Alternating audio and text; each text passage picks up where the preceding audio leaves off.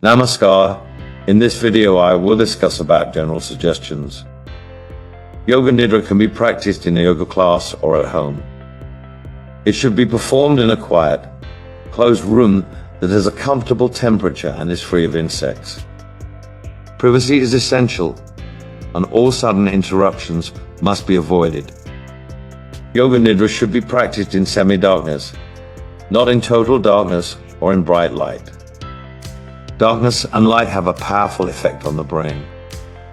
In total darkness, the mind tends to sleep, while in bright light, the mind is attentive.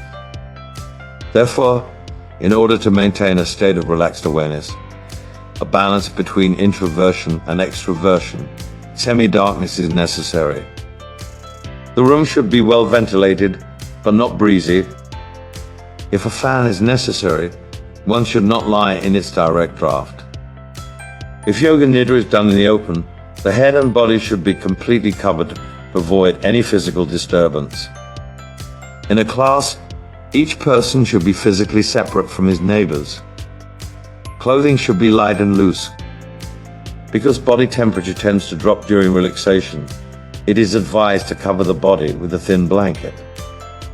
Yoga Nidra should be practiced at the same time every day, either early in the morning, preferably between 4 and 6, or in the evening just before going to bed in order to induce deep and refreshing sleep. People returning home from work in the late afternoon should first retire to their room and practice Yoga Nidra for 5 to 10 minutes. This will help them to relax and make the transition between work and home with greater ease.